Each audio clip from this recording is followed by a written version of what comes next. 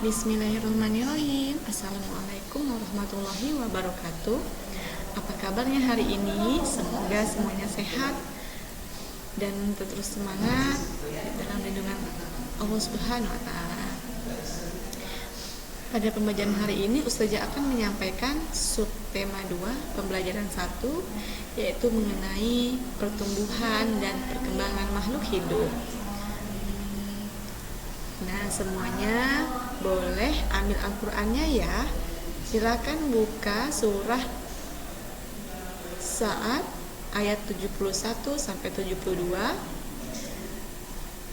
Ustazah akan membacakan artinya. Allah Subhanahu wa Ta'ala berfirman, sesungguhnya aku akan menciptakan manusia dari tanah. Maka apabila telah kusempurnakan kejadiannya dan kutiupkan kepadanya roh ciptaanku, maka hendaklah kamu tersungkur dengan bersujud kepadanya.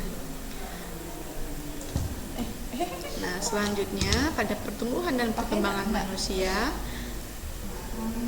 Ustazah akan menjelaskan terlebih dahulu. Nah, setiap makhluk hidup di dunia ini yang Allah ciptakan akan berproses menjadi tumbuh dan berkembang. Nah, pada pembelajaran 1 Ustazah mau kasih pertanyaan dulu nih. Apa sih yang kamu ketahui tentang pertumbuhan dan perkembangan makhluk hidup?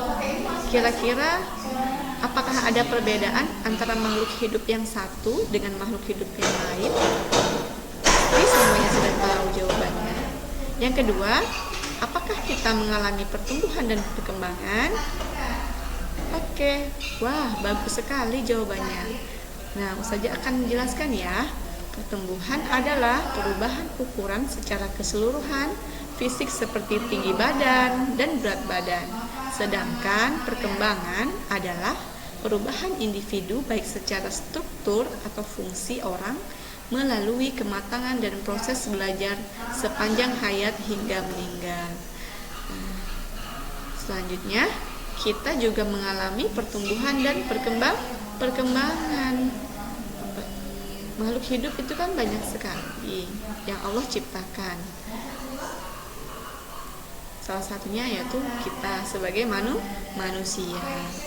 Nah, pertumbuhan manusia terjadi sejak di dalam kandungan.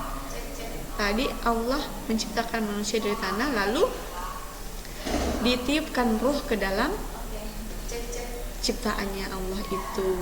Nah, jadi selama 9 bulan kalian berada di dalam kandungan ibu kalian, sampai saat ini kalian sudah mengalami pertumbuhan. Kemudian setelah lahir, pertumbuhan manusia bertambah besar dari bayi hingga dewasa. Nah, pertumbuhan manusia akan berhenti setelah dewasa. Namun perkembangan emosi dan pikiran manusia terus berkembang.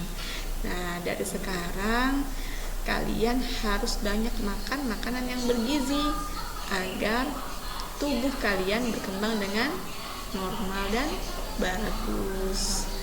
Selanjutnya, bertambah berat dan tinggi badan merupakan salah satu contoh pertumbuhan. Kekuatan tangan manusia juga mengalami perkembangan loh. Kekuatan tangan dapat dilatih melalui kegiatan olahraga dan menari.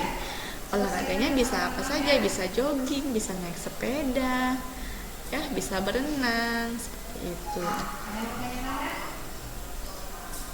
Selanjutnya, gerakan tari itu dibagi menjadi 2 macam, yaitu gerakan kuat dan lemah. Contoh gerakan kuat seperti mendorong meja, mendorong lemari. Itu contoh gerakan kuat. Jadi kita memerlukan tenaga untuk mendorong benda tersebut. Nah, yang kedua, contoh gerakan lemah seperti memegang kapas. Memegang kapas itu mengapa disebut gerakan lemah? Karena kita tidak memerlukan tenaga yang besar untuk memegang kapas. Seperti itu. Semoga penjelasan dari Ustazah dapat dimengerti oleh kalian semua.